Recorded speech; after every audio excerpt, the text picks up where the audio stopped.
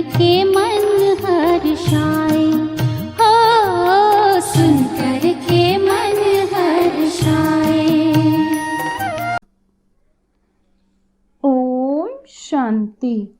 आज 6 सितंबर 2023 की साकार मुरली है। आज प्यारे बाप दादा कहते, मीठे बच्चे सर्विस का शौक रखो, विशाल बुद्धि बन सर्विस की, भिन्न भिन्न युक्तियां निकालो, जो बातें बिगर अर्थ हैं उन्हें करेक्ट करो।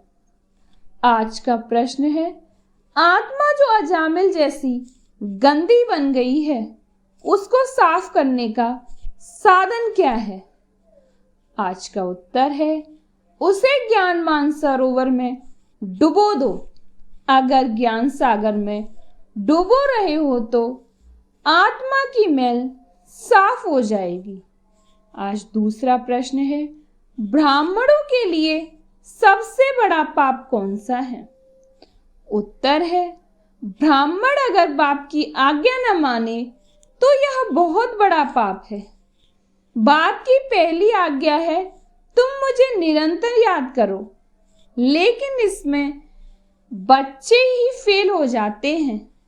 फिर माया कोई ना कोई विकर्म करा देती है। आज प्यारे बाप दादा का गीत है, छोड़ भी दे आकाश सिंहासन। ओम शांति। बच्चों की बुद्धि में क्या आता है? कौन आया है? बाप, टीचर, सदगुरु। माता पिता अक्षर तो जरूर चाहिए। माता पिता अक्षर भारत में प्रचलित है। तुम माता पिता पीछे तुम कह सकते हो बाप दादा। वैसे तो माता पिता में बाप दादा आ जाता है, परंतु नहीं, यह समझने का तरीका है। क्योंकि बाप है, माँ भी जरूर चाहिए। अब माता पहले कौन है? यह है गुहते गुह बात, जो कोई समझ न सके। क्या प्रजापिता ब्रह्मा होने से भी माता चाहिए? प्रजापिता ब्रह्मा के साथ कोई प्रजापत्नी भी चाहिए? नहीं, प्रजापत्नी नहीं चाहिए, क्योंकि यह मुख वंशावली है। इसलिए ब्रह्मा की पत्नी कोई हो नहीं सकती। यह बहुत गोह और गंभीर बातें हैं। कोई इसे समझने और धारण करने के लिए बुद्धि चाहिए। यह एक ही बाप है जो बच्चों के सम्मुख आते हैं। तुम तो समझते हो माता पिता बाप दादा सम्मुख आया है। बच्चे बाहर से सर्विस करते हैं।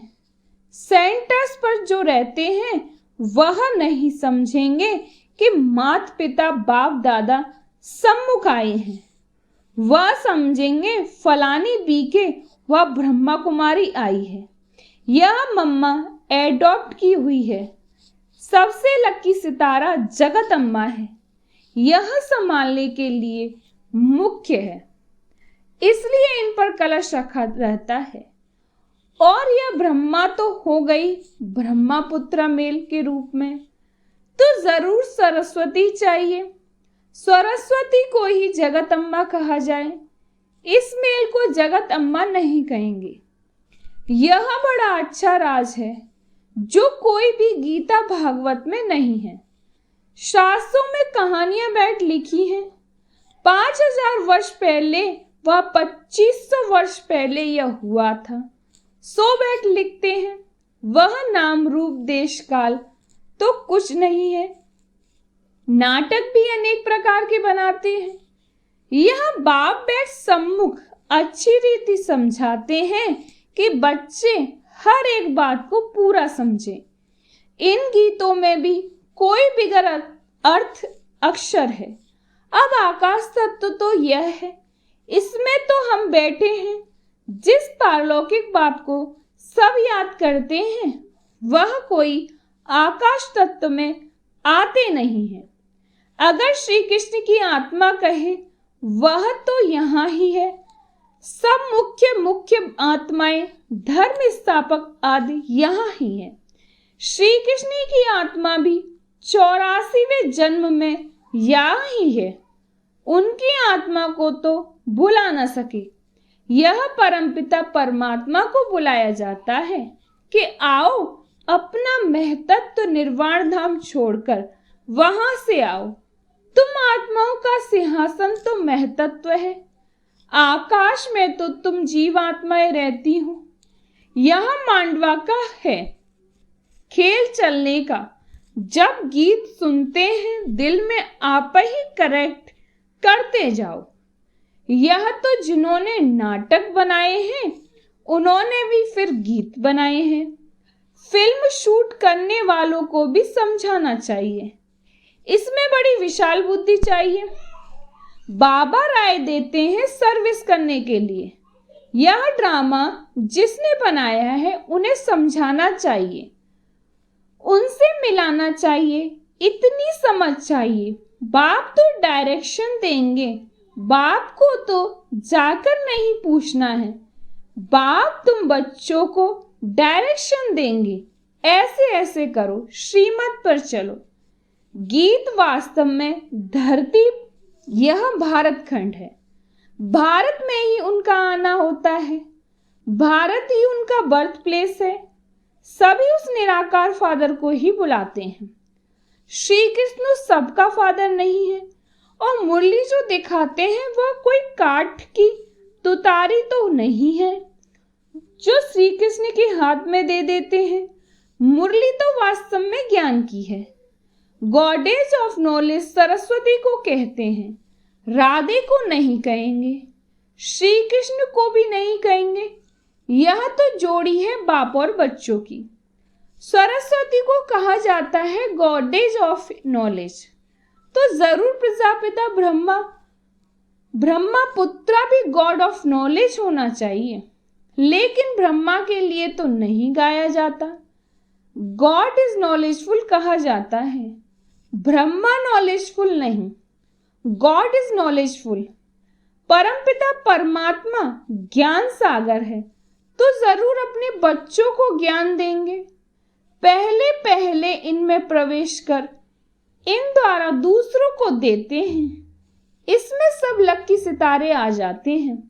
ज्ञान सूर्य, फिर ज्ञान चंद्रमा, यह ब्रह्मा हुए। फिर चाहिए ज्ञान चंद्रमा के नजदीक एक सितारा जो चंद्रमा के सामने खड़ा रहता है। वह बहुत तीखा होता है, उनको ज्ञान लक्की सितारा कहेंगे। उनका नाम सरस्वती रखा हुआ है। सरस्वती बेटी हो गई ना। यह तो बाप भी हुआ, बड़ी नदी भी हुई, बहुत बड़ी नदी है। सब नदियों का मेल सागर में होता है, सागर और नदियों का मेला होता है। सरस्वती भी सागर में मिलती है, उनका मेला नहीं लगता। मेला ब्रह्मपुत्र नदी का लगता है। यह नदी वंडरफुल है, मेल है। नदी तो फीमेल को कहा जाता है। यह गुह राज बहुत समझने लायक है, परंतु यह बातें पहले पहले कोई को नहीं बतानी चाहिए। पहले तो लौकिक माता पिता पारलौकिक माता पिता का राज समझाना चाहिए। लौकिक माता पिता से आधा कल्प षड़भंगुर सुख का वर्षा मिलता आया है, यह तो पक्का याद करना चाहिए। दूसरा कोई दो बाप का राज समझा न सके, वह तो जानते ही नहीं। गाते हैं तुम माता पिता, अब पिता सर्वव्यापी है तो माता कहाँ गई? यह समझने की बात है ना। माता पिता चाहिए ना। माता पिता कहा जाता है निराकार को, परंतु यह समझते नहीं कि इनको माता पिता क्यों कहा जाता है। वह तो गॉड फादर है। फिर कहते हैं एडम और ईव। एडम और ही ईव है, यह नहीं समझते। प्रजापिता ब्रह्मा वही फिर माता हो जाती है। एडम और ईव आदम बीवी कहते हैं, परंतु अर्थ नहीं समझते। बच्चे समझ सकते हैं आदम बीवी वास्तव में यह है। बीबी सो आदम है, इनको बीबी आदम दोनों कह सकते हैं। वह तो है बाप। यह बड़ी पेचीली बातें हैं। भारत में गाते भी हैं तुम माता पिता, ऐसे ही सुनी सुनाई पर गाते रहते हैं, अर्थ कुछ नहीं समझते। सतयुग को बहुत दूर ले गए हैं, लाखों वर्ष कह देते हैं। लॉन्ग लॉन्ग भी कितना, कहानी तो नजदीक की ही सुनाई जाती है। तुम समझा सकते हो लॉन्ग लॉन्ग एगो, यानी 5000 वर्ष पहले इस भारत में देवी देवताओं का अटल अखंड सुख शांतिमय राज्य था, और कोई राज्य नहीं था।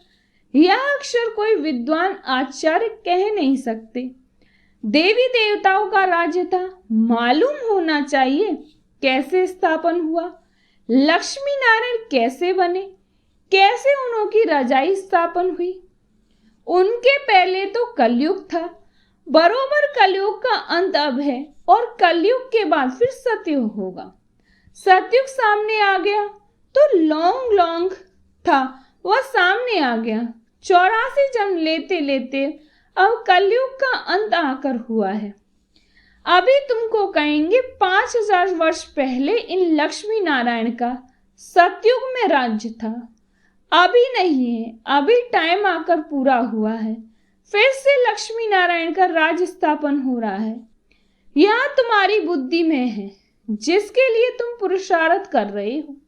यह समझने की बात, यह तो सच्ची गीता आदि इसलिए लिखी जाती है कि कोई पढ़कर रिफ्रेश होते रहे।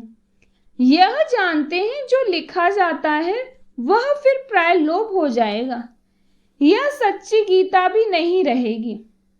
तुम जो लिखते हो वह सच्चा ज्ञान प्राय लोप हो जाना है, और साथ साथ शास्त्र भी सब प्राय लोप हो जाएंगे। सतयुग त्रेता में शास्त्र होते नहीं, फिर कल्प पहले जैसे द्वापर में बने थे वैसे बनने लग पड़ेंगे। यह है भक्ति मार्ग की सामग्री। रचना की सामग्री बहुत बड़ी है, तुम ज्ञान सेकंड में ले लेते हो। सारी रचना के आदि मध्य अंत को तुम जानते हो, अंगे अखरे तिथि तारीख सहित पूरा हिसाब किताब है। 84 जन्म अब नहीं लेते हैं, कोई 70 लेते हैं, कोई 60 लेते, कोई 2 भी लेते हैं। वह सारा मिनिमम और मैक्सिमम का हिसाब है। पीछे आने वाले के जरूर नंबरवार थोड़े थोड़े जन्म होंगे, उसका फिर विस्तार करना फालतू हो जाता है। तुम बच्चे नटसेल में समझ सकते हो, 84 लाख जन्म तो है नहीं, 84 जन्म भी हर एक के नहीं ले सकते। ऐसे ही सिर्फ कह देते 84 का चक्र है, 84 लाख जन्मों का चक्र नहीं गाया जाता। गीत पाप कपट की छाया पड़ गई है, अब रावण का राज्य है ना। आत्मा पर मैल की छाया पड़ते पड़ते अब बिल्कुल ही अजामिल हो गए हैं। इतनी मैल चढ़ी है जो साफ होती ही नहीं। उस मैल को निकालने के लिए फिर गाया हुआ है ज्ञान मानसरोवर, उसमें डूबा रहे। जैसे जंग लगती है तो उनको उतारने के लिए घासलेट में डाला जाता है। यह भी जंग लगी है, इसलिए ज्ञान सागर में डूबे रहो। कोई पानी की नदी व सागर की बात नहीं है। ज्ञान सागर तो ज्ञान देते हैं, उस नॉलेज में तत्पर रहना है। गृहस्थ व्यवहार को भी संभालना है, उसमें कोई मत चाहिए तो लेते रहो। हर एक का कर्म बंधन अपना अपना है, सर्जन सबके लिए एक ही दवा देते हैं। हर एक का कर्म बंधन, हर एक की बीमारी अपनी अपनी है। यह 5 विकारों की बीमारी महाभारी है। इस बीमारी को कोई जानते ही नहीं। यह कब से शुरू होती है? आत्मा को बीमारी लगने से शरीर को भी बीमारी लग जाती है। आत्मा में दुख पड़ता है तो शरीर में भी पड़ जाता है। यह बातें शास्त्रों में नहीं है, वह तो भक्ति मार्ग का भक्ति कांड है। भक्ति का भी बाबा ने बताया है कि पहले होती है अविचारी भक्ति, फिर रजोगुणी व्यभिचारी भक्ति, फिर व्यभिचारी तमोगुणी भक्ति। जैसी जैसी भक्तों की अवस्था वैसी भक्ति हो जाती है। ज्ञान भी ऐसे उतरता है, पहले 16 कला, फिर 14 कला, फिर 12 कला। प्रारब्ध तो बनती है, वह फिर उतरती जाती है। तुम बच्चे जानते हो यह कमाई है, कमाई में विघ्न पड़ते हैं। दशाएं बदलती हैं, पूछते हैं हमारे ऊपर कौन सी दशा बैठी हुई है। फिर वह लोग बतलाते हैं इस सच्ची कमाई में भी बच्चों पर दशाएं बैठती हैं। कोई पर राहु की दशा बैठती है, काला मुंह कर लेते हैं। बृहस्पति की दशा थी, फिर माया ने थप्पड़ लगाया तो राहु की दशा बैठ गई। काम में गिरा और फट के से राहु का ग्रहण लगा, ताला बंद हो जाता है। यह है गुप्त कड़ी सजा। वह फिर कभी कह नहीं सकेंगे कि भगवानवास काम मासस्तु है। सन्यासी भी काम मासस्तु के कारण ही स्त्री को छोड़ चले जाते हैं। यह भी निवृत्ति मार्ग की पवित्रता भारतवासियों के लिए अच्छी है। भारतवासी ही पवित्र से अपवित्र बनते हैं तो उन्हों को थामने के लिए सन्यासी हैं। मरम्मत के लिए यह पवित्रता है। पवित्रता की ताकत से ही सृष्टि इतना चलती है। अभी तो वे भी पतित बन पड़े हैं, तुम्हें भी उनकी भी सर्विस करनी है। सर्विस का तुम बच्चों को बहुत बहुत शौक रहना चाहिए। बेकायदे कोई भी चलन नहीं चलनी है। बल पुरुषार्थी हो, संपूर्ण तो कोई बना नहीं। कुछ न कुछ पाप होते रहते हैं। बाप की आज्ञा न मानना यह भी बड़ा पाप है। बाप का फरमान है निरंतर मुझे याद करो। जानता हूं कि कर नहीं सकेंगे, परंतु तुम पर पुरुषार्थ ही नहीं करते हो। जो करेंगे वह अच्छा पद पाएंगे। अच्छा मीठे मीठे शकील दे बच्चों, प्रति माता पिता बाप दादा का याद प्यार और गुड मॉर्निंग। रूहानी बाप की रूहानी बच्चों को नमस्ते। हम रूहानी बच्चों की रूहानी बाप दादा को याद प्यार और नमस्ते नमस्ते नमस्ते। शुक्रिया बाबा, शुक्रिया बाबा, शुक्रिया बाबा। आज धारणा के लिए मुख्य सार है। पहली पॉइंट है 5 विकारों की बीमारी से मुक्त होने के लिए सर्जन की राय लेते रहना है। आत्मा पर कोई बीमारी न लगे, इसकी संभाल करनी है। दूसरी पॉइंट है सच्ची कमाई करनी और करानी है। कोई भी बेकायदे चलन नहीं चलनी है। राहु की दशा कभी न बैठे, इसके लिए बाप के फरमान पर सदा चलना है। आज प्यारे बाप दादा का वरदान है, याद और सेवा द्वारा सब चक्करों को समाप्त कर समा पर फिदा होने वाले सच्चे परवाने भव। याद और सेवा द्वारा सब चक्करों को समाप्त कर क्षमा पर फिदा होने वाले सच्चे परवाने भव। जो बच्चे याद और सेवा में बिजी रहते हैं वे सभी चक्करों से सहज ही मुक्त हो जाते हैं। कोई भी चक्र रहा हुआ होगा तो चक्कर ही लगाते रहेंगे। कभी संबंधों का चक्कर, कभी अपने स्वभाव का चक्कर। ऐसे व्यर्थ के सभी चक्कर समाप्त तब होंगे जब बुद्धि में सिवाय क्षमा के और कुछ भी न हो। क्षमा पर फिदा होने वाले क्षमा के समान बन जाते हैं। ऐसे फिदा होने वाले अर्थात समा जाने वाले ही सच्चे परवाने हैं। आज प्यारे बाप दादा का स्लोगन है, जो सच्चे पारस बने हैं उनके संग लोहे सदस्य आत्माएं भी सोना बन जाती हैं। जो सच्चे पारस बने हैं उनके संग में लोहे सदस्य आत्माएं भी सोना बन जाती हैं। अच्छा, ओम शांति। बाबा तेरी मीठी मुरली की धुन सुन कर के मन हर्षाए। हो सुन कर के मन हर्षाए। बाबा तेरी मीठी मुरली की धुन सुन कर के मन हर्षाए। सुन कर के मन हर्षाए। रास रचाए साथ तुम्हारे, रास रचाए साथ तुम्हारे। झूम झूम दिल ये गाए। हो झूम झूम दिल ये गाए। बाबा तेरी मीठी मुरली की धुन सुन कर के